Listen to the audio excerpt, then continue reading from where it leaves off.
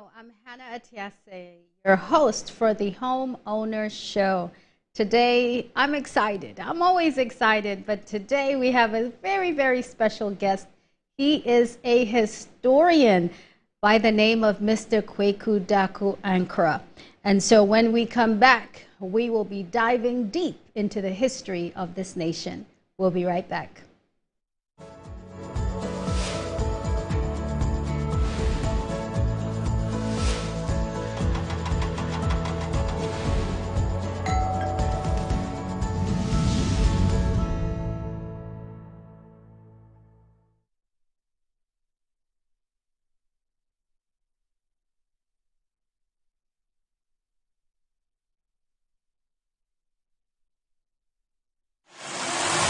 What if owning a home in Ghana was no longer a dream, but a plan you can start today?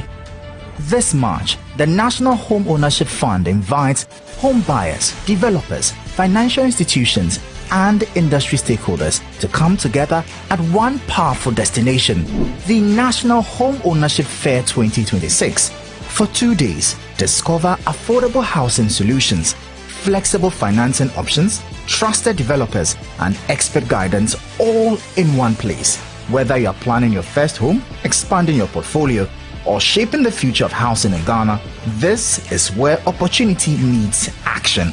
Join us 4th to 5th March 2026 at the Ministry of Gender Old Office, Accra, from 10 a.m. to 6 p.m. each day.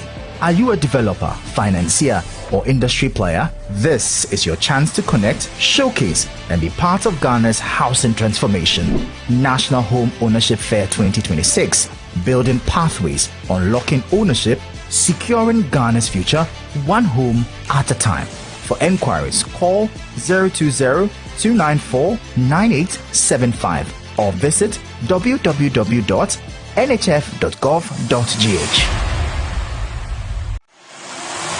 What if owning a home in Ghana was no longer a dream, but a plan you can start today? This March, the National Home Ownership Fund invites home buyers, developers, financial institutions, and industry stakeholders to come together at one powerful destination, the National Home Ownership Fair 2026. For 2 days, discover affordable housing solutions, flexible financing options, trusted developers, and expert guidance all in one place. Whether you're planning your first home, expanding your portfolio, or shaping the future of housing in Ghana, this is where opportunity meets action. Join us 4th to 5th March 2026 at the Ministry of Gender Old Office, Accra, from 10 a.m. to 6 p.m. each day. Are you a developer, financier, or industry player? This is your chance to connect, showcase, and be part of Ghana's housing transformation. National Home Ownership Fair 2026, building pathways, unlocking ownership, securing Ghana's future, one home at a time. For enquiries, call 020-294-9875 or visit www.nhf.gov.gh.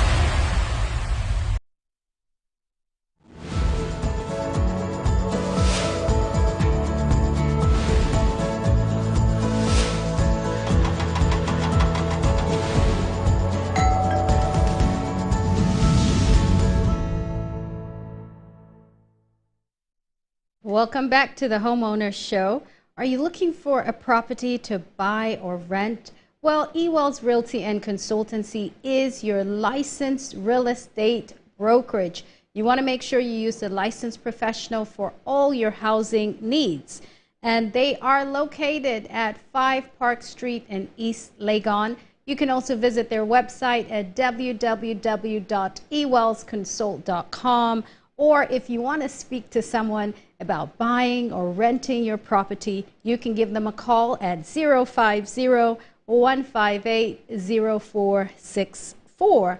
And folks, if you are planning a wedding, a christening, a birthday party, or a surprise party, make sure you reach out to Sophie's Food Bank for all your catering needs. They have scrumptious, delicious food from local and continental. So make sure you call Sophie's Food Bank 0205 793-951. And make sure you tune in every Saturday right here on Metro TV at 6 p.m. prompt for the Homeowner Show. We bring you all the exciting and educative conversations from the building and construction industry in Ghana and beyond. If you're ready to sponsor or partner with the Homeowner Show, make sure you call or text 0243-272753 and make sure you follow us and you like, comment, and share the program with everybody at Metro TV Ghana or Homeowners TV GH. Now, during the course of the conversation, if you have a question for my special guest, make sure you send a WhatsApp to 0243-272753. Again, that WhatsApp number, you'll see it on the screen as well, 0243-272753. And before I introduce you to my special guest today, I want to say Happy Independence Day. I know it was yesterday, but this is Happy Independence Month. Happy birthday to our beautiful nation, Ghana. So wherever you're tuned in, happy Independence Day. And so I want to introduce you to my wonderful guest here today, Mr. Kweku Daku Ankra. How are you, Mr. Ankra? I'm fine. Wonderful. So it's Ghana's Independence Day yesterday, March 6th, I believe. Was that yesterday, March 6th, right? And so what can you tell us about Independence Day? Why is it so significant? Why are we celebrating Independence Day? We're celebrating the Independence Day because we were colonized by the British in 1874. 1874. Wow. From that period, we were under the power of the British, and most of our economic gains and everything inured to the benefit of the British, because colonialism itself is capitalistic tool of extraction, of taking resources from the colonial nations and sending it back to the metropoles for their own development. Wow. So in terms of development within the locales, you didn't see it as it reflected in the profitability that the colonizers actually gained from colonialism. So when they saw colonialism was unprofitable and there was also agitation by the locals themselves for self-autonomy, then there was a meeting of minds. Even though they were making losses, they also had idea of prestige, of having an overseas territory. So you need to rekindle your efforts to make a claim that indeed you want your own autonomy. And for that, Ghana did well.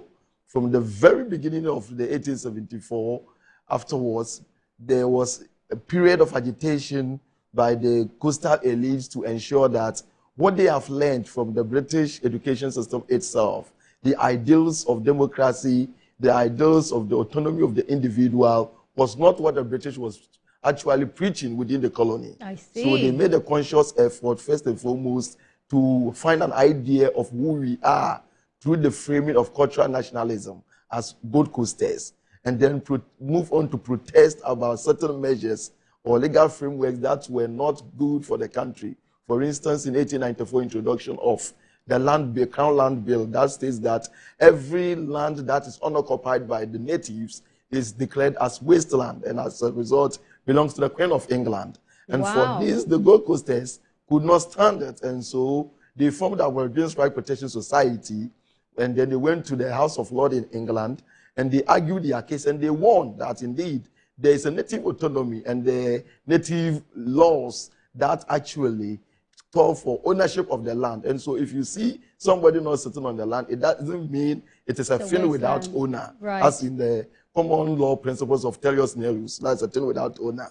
So they were able to argue, and thankfully, Gold Coast by 1884 had produced our first legal mind in the name of John Mesa Saba. Wow. And we have continued by 1894. We have about 8 to 12 native Gold Coast lawyers. So they were able to marshal the legal argument, engage in counter-hegemonic debates with the Europeans based on their own legal framework, and we were able to defeat them. And then Gold Coast land became free. Based on that, the West Africa lands were freed as opposed to East Africa. and South Africa, where the land was appropriated by the British.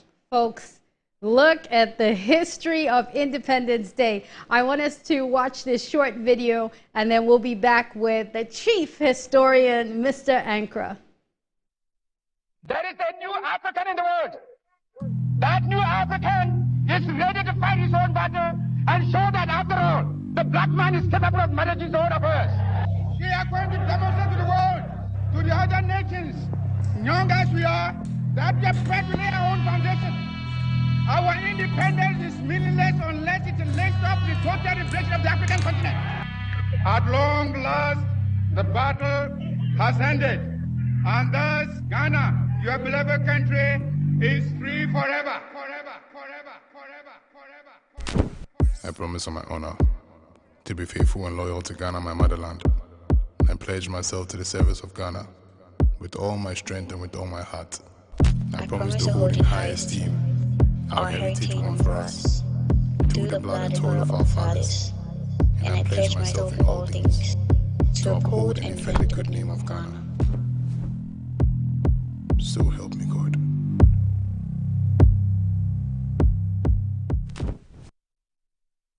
Forever and in our homeland, Ghana. So, Mr. Ankra, you are a historian. You know, at a time where a lot of people want to know about the future, right? You specialize in the past. What was it that drew you to history? So they say a tree without a root has no life. And when we can also move forward appropriately, we need to look back and take stocks of what we have done and see where we fell wrong, and then we will use those markers as a pointers as we move forward. So if we came out with certain policies that did not work well, we can learn from it. What can we do to better those policies as we move forward? Wow. Other than that, we continue to make the same mistakes. Right. If there is certain conflict that erupted in our past, we can study what's happening to cause it so that we don't go and do things that will serve as a yardstick for a new one to emerge. So history is something that is there for us to study, and then we move forward appropriately. Yeah. So it is really a solid sort of a marker, a sort of a pointers that we need to look at all times to guide us for the future. Absolutely. So history is not only about the past, it guides us to the future. Right, right. So we use it as sort of a blueprint so we don't recycle the same mistakes. Yes. Fantastic. So I have been doing some research on you, Mr. Ankra, and I understand that you know the history of every town, every landmark in Ghana. So I want to just, ask you to tell me a little bit about some of the towns. So let's start with my hometown, Kumasi. So tell me something about Kumasi that most people would not know. Yeah, so I do something they call onomastics, the study of names, and I'm coming out with a book on names this year. So it took me almost 15 years to complete this work. And the branch of study of onomastic is called toponyms. So when you talk about toponyms, you talk about names of towns or places. So Kumasi is a toponymic name. So the names come from Okum Nase. So when the Ashantis were at Kokofu, the royal Oyoko family were bad before they were at Kokofu. And so they moved with the Kwaman state to extend beyond its boundaries, led to a purchase of a land from the people of Tafo. And the land they bought was at a place where the Okum tree was standing. Oh. So the tree's name was Okum. Okum tree, guys. Yeah. Wow. So under the Okum tree, the new town started. So under the Okum tree means Okuminase, under the Okum tree. So that's the meaning of Kumasi. Wow. Wow. I'm going to ask you one more. Let's move to the central region and maybe Anomaba. Yeah, so Anomaba, for instance, when they were migrant Akans, when they moved they first came to settle at Makesim, and then Makesim got exploded as a result of population, and some moved out. So the group that moved out, led by Nana Endo, came to settle at a small town called Eja first, and then a hunter among them called Nana Issa moved southwards. And as he moved to the beach, he saw seagulls were on a very huge rock in the sea. That rock is behind the Fort Williams at Anomabo. So we saw these seagulls moving up and down, and they're flying, and they're coming to land. And he said, Anomabo, or Ogunoma, which is the rock of the birds, or Birds Rock. Wow. So there's a hotel now in the town called Bird Rock Hotel. Okay, so the town's name is Bird Rock, Ogunoma. Wow, wow. That's fantastic. Folks, we are going to be looking at the WhatsApp messages. If you have any particular town you want Mr. Ankra to tell you about, make sure you send us that on the WhatsApp. So now we are in what we call the Ghana month, right? And so we want to reflect on, you know, the national journey. And so how important do you think that housing is in telling the story of the Ghanaian society? Because, you know, we talk about housing so much. So what role does that play, do you think, in the national history? So in the national history, the housing will talk, a study of the housing itself will show us about something on environmental, sociological, as well as the infrastructure needs of the people, and how all this evolved over the years. So, for instance, what kind of houses people in specific geographical area are likely to put up, based on the climate of the area, based on the technology or the kind of building material that ought to be there, and how they also want to protect themselves as a way of living from their enemies and so on. So do you think that some of the housing earlier on in history were influenced by the colonizers? Yeah, so if you look at the history of our the housing system, we have the indigenous housing technology, which we we identify it as vernacular architecture. And then we have the Islamic influences or the Arabian influences as a result of Islamic scholars from the Mende areas that flow into the Gold Coast, and their influences in the buildings that came about. And then we have the Western influences through colonization. Okay, that also emerged. And then we have the modern systems like eclecticism, which is the blend of many types of ideas over the years. So it's, you see some form of modernism and postmodernism attempt at trying to create new styles that fit people's needs. Okay, so let's break that down.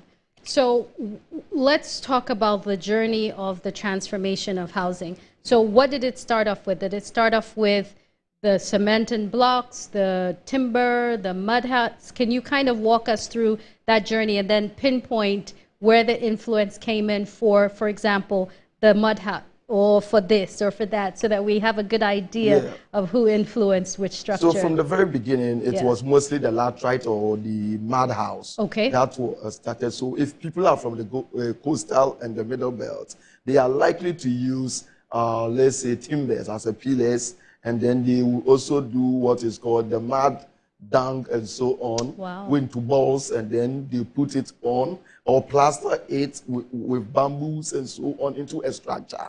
And that structure most often depending upon the style. So those on the coast and then the middle belt prefer what is called the rectangular or type of houses. So you see that it is either square or rectangular.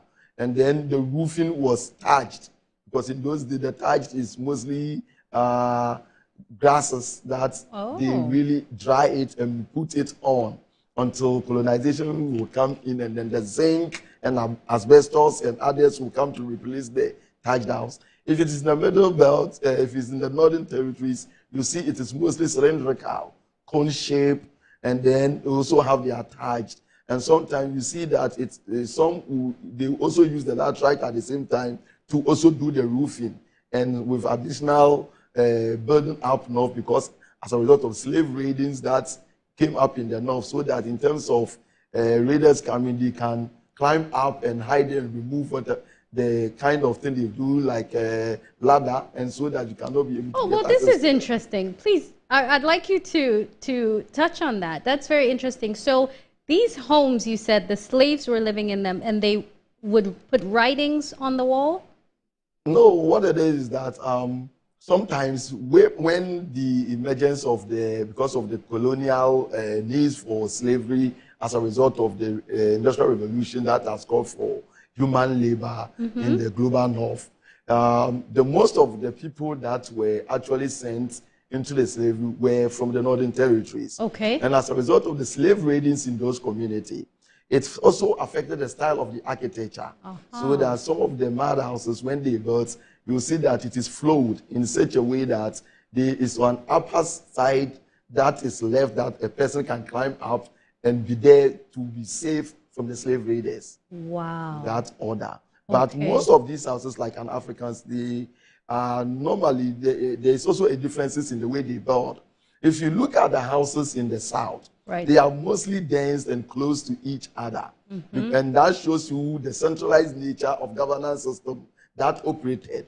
And then if you go up north, you will see that those in the Gonja, Dagomba, Mamprisi areas are also close mud house. But when you go beyond that, you will see most of the houses are scattered and separated. It shows how they are fellow societies and they live in scattered settlements. Wow. So you could essentially connect the way the houses are based on maybe their cultural values. Yeah, based on their cultural value, based on their political systems.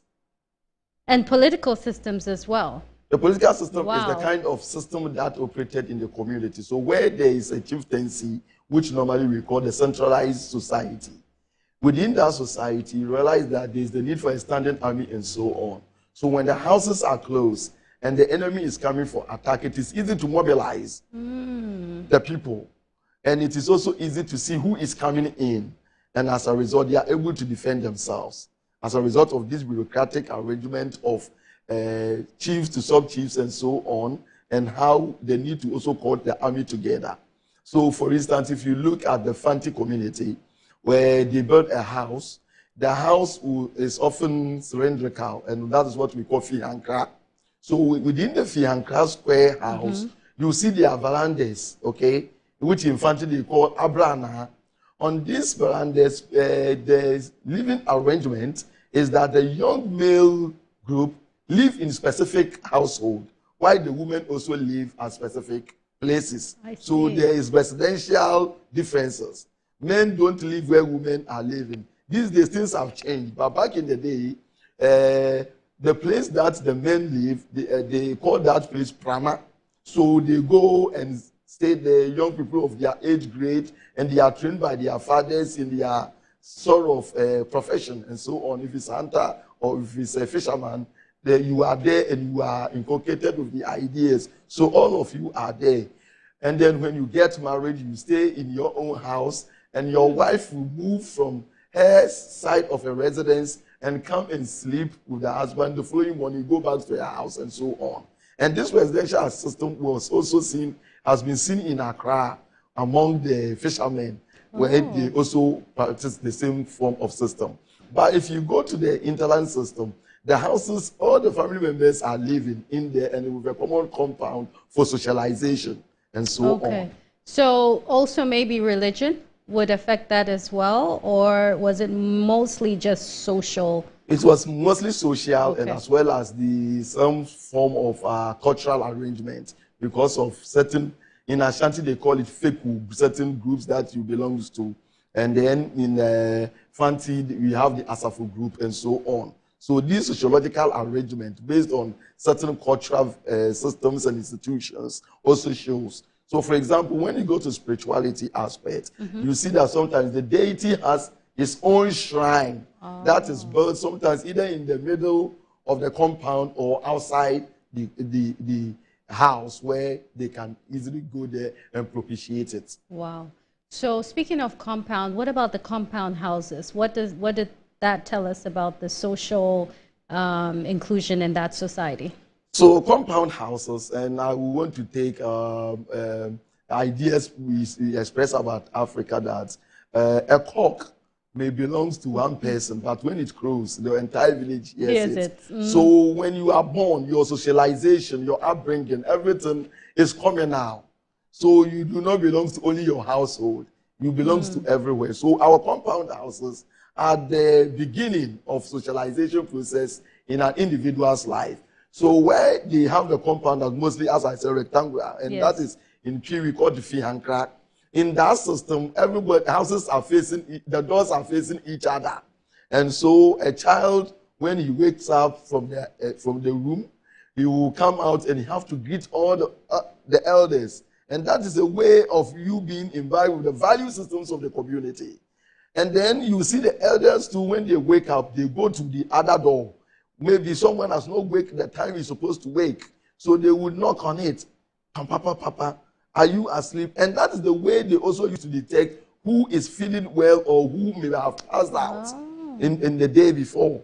So there is no, within that sort of compound, there is no notion of somebody living alone and dying without anybody noticing for the body to decompose. So they are aware of themselves.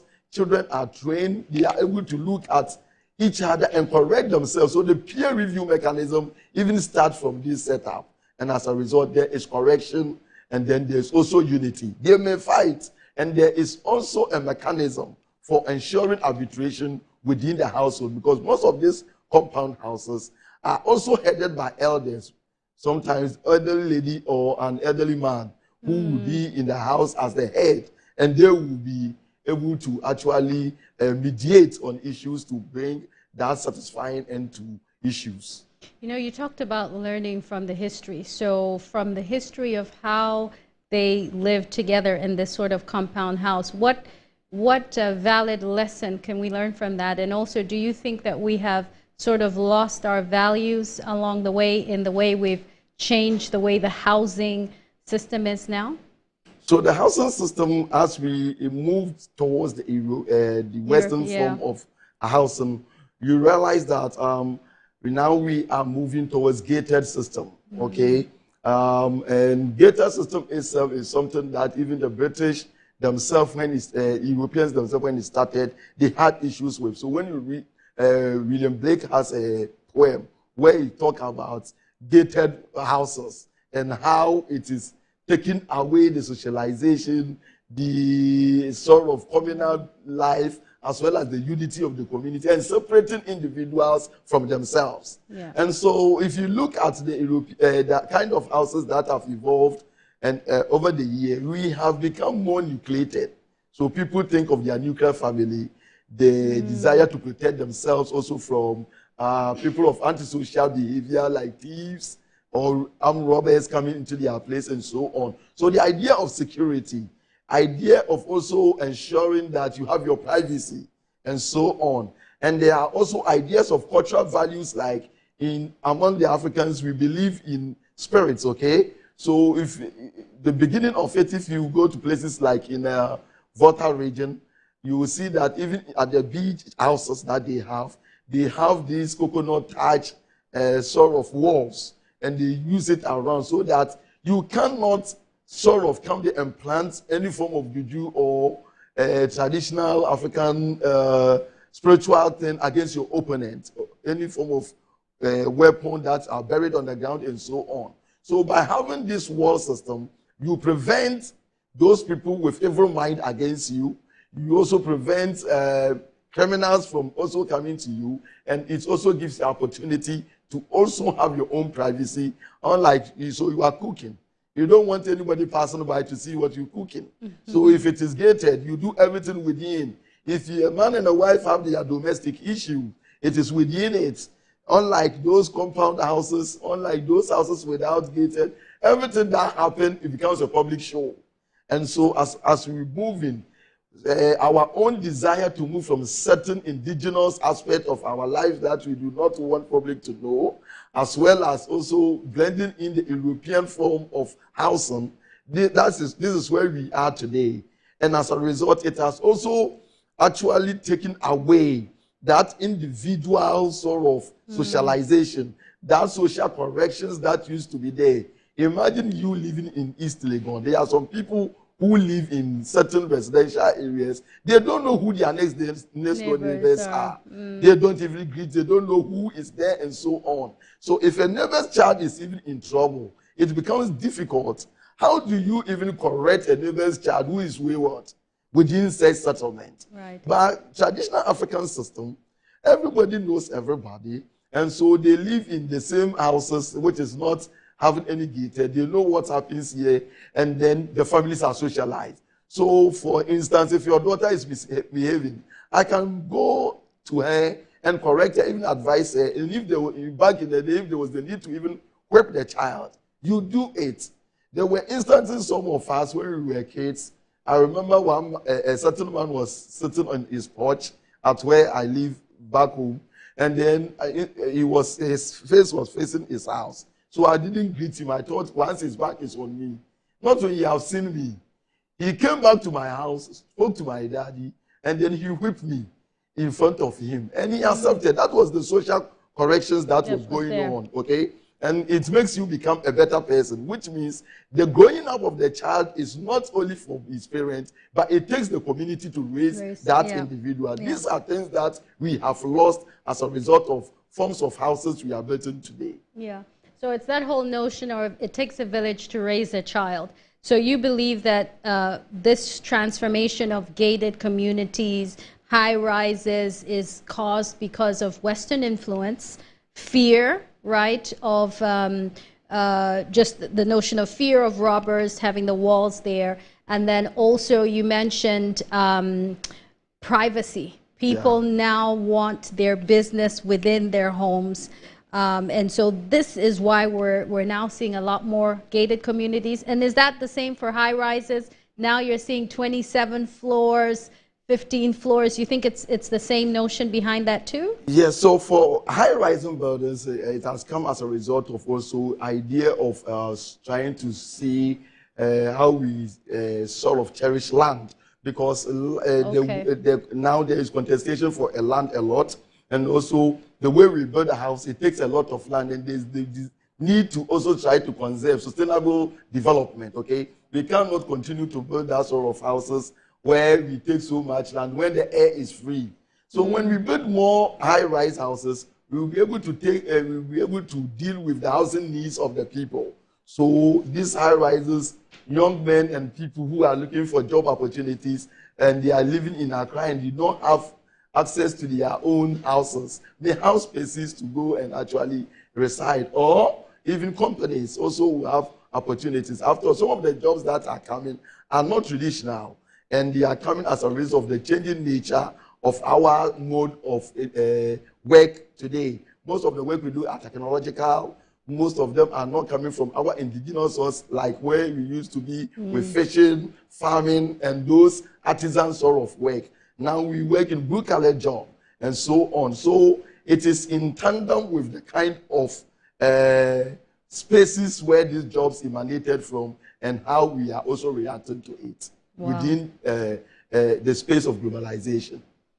Wow, we've been talking about the history, the transformation of the housing system with our historian here, Mr. Ankra. We're going to take a short break, and when we come back, we're going to talk a little bit more about the housing system and its transformation. We'll be right back.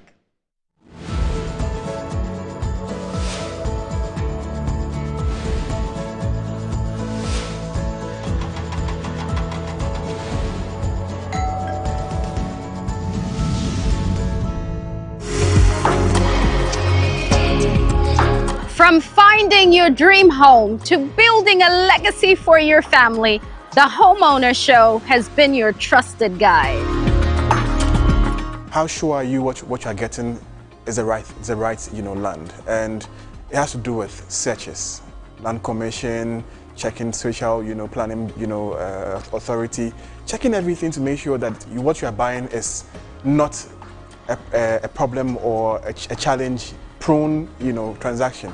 The stress of even not owning a house and constantly coughing up to rent is a big issue. Join me, Hannah Atiasi, and my distinguished panelists as we delve into exciting conversations. Season 3 of the Homeowner Show, every Saturday at 6 p.m., only on Metro TV. Don't just own a house, build a legacy for your family.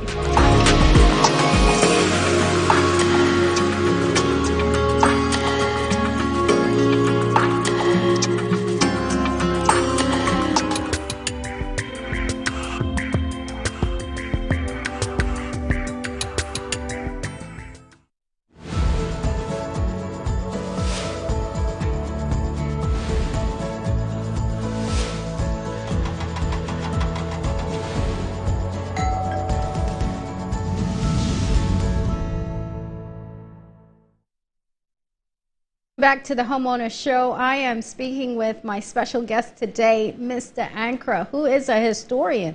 He's told us about the history of this nation, of Independence Day, and now the housing system. And so I want to ask you, Mr. Ankra, tell me a little bit about the Ezulezu homes. Like, what do you know about them? Yeah, so Ezulezu home is showing you that human beings are very adaptive. Wherever we find ourselves, we try to make use of the materials available to us and use it to make our own home. So, for instance, where people who are on the land use the laterite or the soil there to build houses. And so are people who have also found themselves in certain aquatic situations. And so they want to live, and since they are not amphibians, there's the need to also live above the water. So, in so doing, in Zulenzu, as they came and there were not so much land for them to live, and then they also intend to live on the very land that they have found themselves in, they start to use tilt, that is using sticks or a very strong kind of tree that can also withstand water. And they knew the type of trees that can do that. And so they cut it and they put it to create a stilt. And then on top of it, they put it and built a wooden house system, which also is reflective of the houses that are built on the land. And that is why you see the Ezulezu people's houses are based on the wooden system. So it is not more of laterite, but this time most on wood. Wow. So more of the wooden structures that we see now. Yeah. So, you know, earlier you were talking about how we seem to have lost a bit of our culture with the transformation of the housing system. So what role do you think that perhaps government or, you know, the planners or even developers can play so that we make sure that our homes are not just taken over by Western influence or modernism, as you said, but to also be culturally meaningful? Yeah. So there were people who started in terms of even the material used for building. There was a man who was with Nkrumah, one of his advisors. He was called Dr. Martin Atete. He introduced laterite form for building houses, and he called his technology Unibrick technology. Unibrick. Unibrick. Wow. So with his Unibrick, as I interviewed him in 2002, he told me he was with Nkrumah and they were going to Kendi Takradi. When they reached Bogoso, that's where the Pra River will flow and goes through Aximent, how do you call it, Shama, and then enter the sea. So when they reach there, the Pra River has overflown its boundary, washed away the bridge that had been made, but there was an anthill which was standing right in the water and nothing had happened to the anthill. So this fascinated him, and so afterwards he was a soil scientist. So afterwards he went back and then he went to take that laterite and studied how the termites use the kind of chemical they spew and use it to mix the laterite to make the termitarium, which is the anthill. And so he went back to Holland, study it in laboratory, get the chemical content that is used by the termites, and develop the formula. And he used it to mix the laterite to build houses. Wow. And one of the houses he started was the Adenta and then Dansuma housing project under Achampon regime. And those houses are still there, still standing very firmly. And so he was even clamoring as at 2002 for the government to actually adopt the Unibrick housing technology at the time for building of houses. So in terms of local content, in our area today, not cement and so on are not doing the job. But those thatched houses, they serve as coolant. What kind of roofing do we need? What kind of building materials can also serve as a coolant, even in such a tropical area like Ghana and so on. So we need to go back to take what we used to do that our ancestors used, and even without air conditioning, the way they were able to live coolly in their houses. People do not know. There's something they call cooler or a pot. our ancestors kept it in the houses if you go to the villages. And then they pour water in it, and it is chilled. Wow. It doesn't get hot. If you go and they pour, normally they will put, how do you call it, the back of the palm fruit, and then they will dry it, and then they will smoke it in it. And then when they finish, they put the water in it, and you drink. Even the flavor in that water is amazing. Wow. You see? So there is a way we went about our lifestyle, even when technology have not emerged. We had a way of navigating our way against some of these climatic conditions that were affecting us. Yeah, yeah. And so, you know, based on history and your study of the housing system, what would you say is the best building material or most durable building material? Because it's changed tremendously over time. And is it the uni-brick you would say is the best building material, or what would you say based on history? Yeah. So what should we be doing? Yeah, depending upon your community. In you know, there's also contestation because of the capitalist ownership of the economy and so on. So multinational corporations are in the country and they are producing cement, and they will tell you cement is the best form. Meanwhile, before cement came, we were also having our own building material. So uni-brick was an improvement of what we used to have, adding modern science into the indigenous knowledge systems to get a better form of a building material. Recently, a lady called Julie Eisen has also come with a rammed technology where it's also rammed earth, right? Yeah, rammed earth. It's called this is it a house hive or something?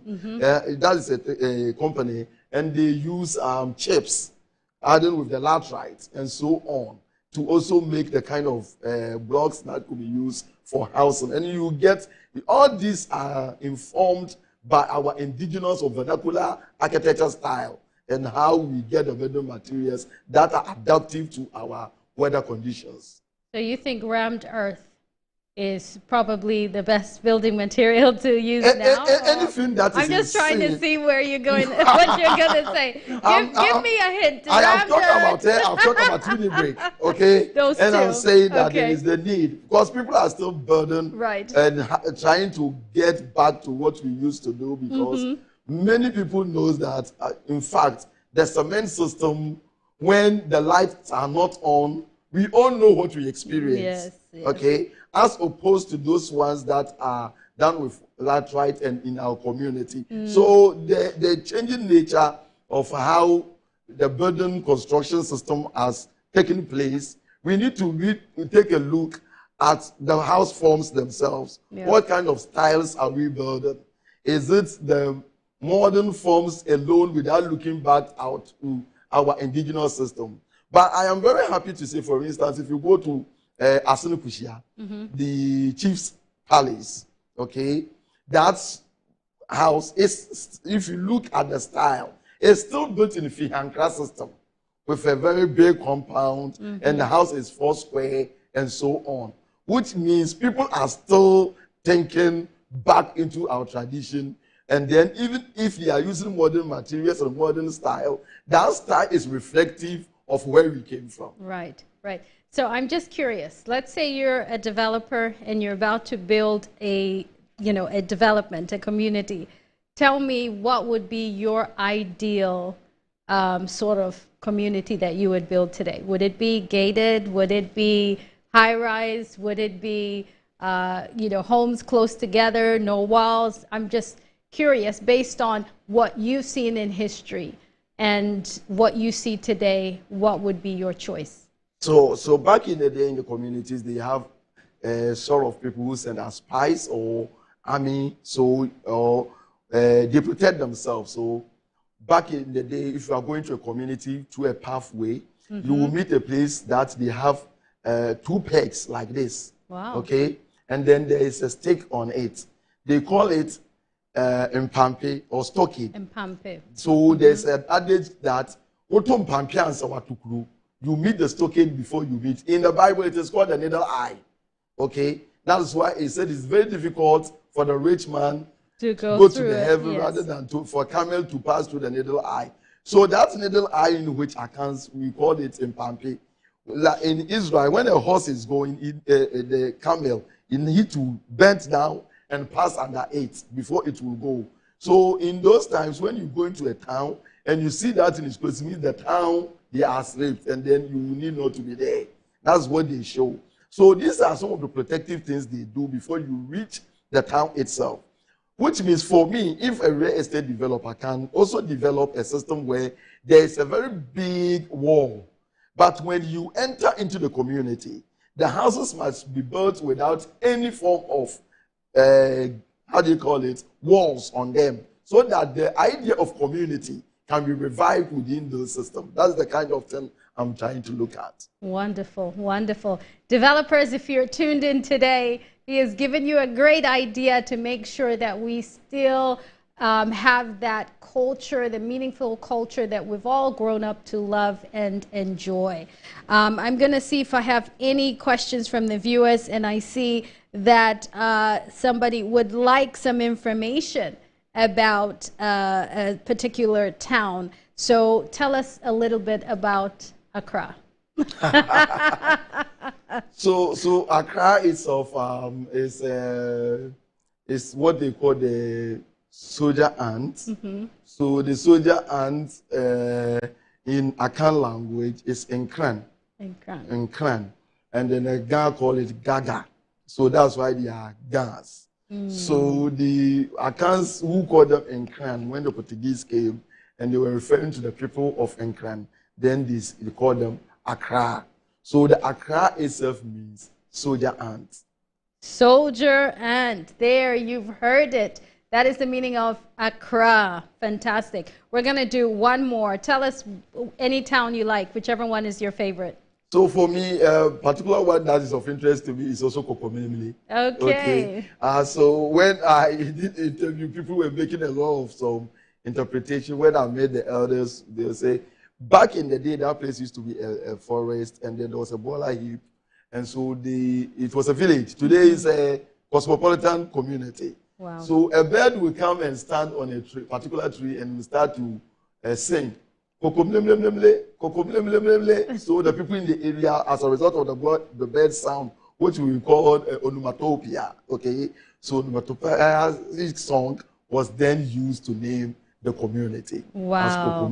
There you have it. Sound. Wow. A bird sound. Fantastic. So, Mr. Ankra, as we're wrapping up, a final message for all the young people, everybody tuned in today, young Ghanaians, just young Africans across the globe. What would you say to them is the importance of studying and understanding the history of our housing system, our homes, and our communities as well?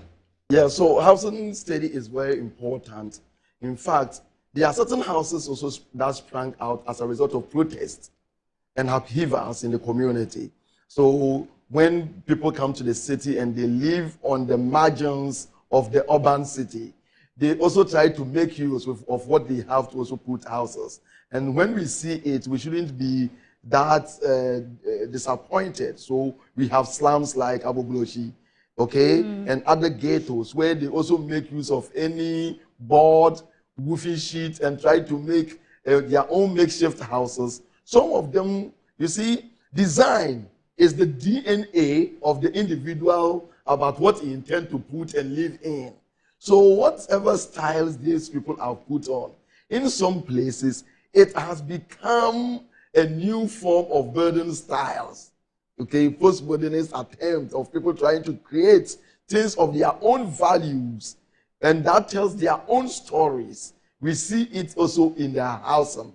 And so some of these houses today have been designed and have become even used by the elite of the society. So for instance, in the London, some of these kind of houses, we see Sir David AJ introduce some even at, how do you call that place, near Regency, what's the name? The Regency Hotel, opposite the Villaggio.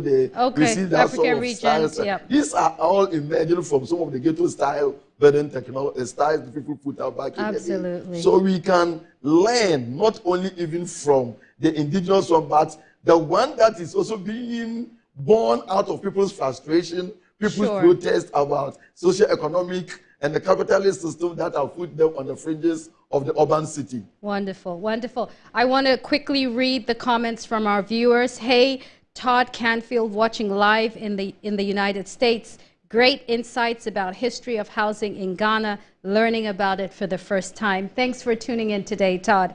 James here watching from New York, really enjoying this discussion. What do you think has been the biggest change in the history of housing in Ghana, Africa? Okay, I'll let him think about that. Let me move on to the next one. This is Bob watching on YouTube live channel. The historical perspective here is really eye-opening. Thank you for watching, Bob.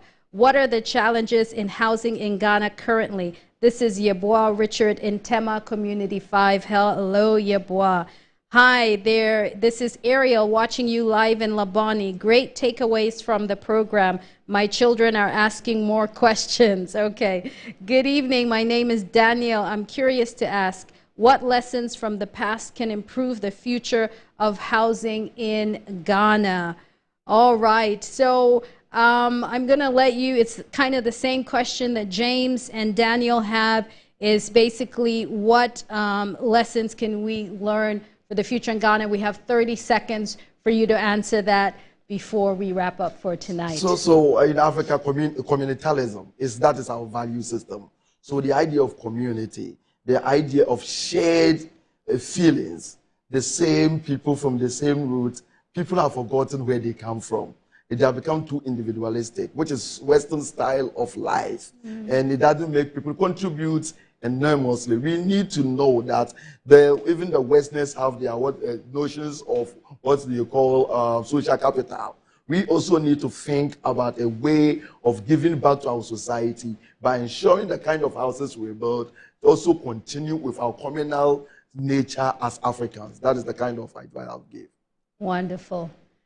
We need to stay with the whole communal environment that we're so used to growing up in and not moving towards an individualistic environment. Mr. Ankra, what an incredible historian you are. Thank you so much for a wonderful history lesson. It has really shaped our perspective of how we see the housing system and how it has evolved tremendously in the years. Thank you so much, Mr. Ankra. And thank you all for tuning in today. What an incredible show. I look forward to seeing you all next week, Saturday, 6 p.m. prompt on the Homeowner Show. I'll see you then.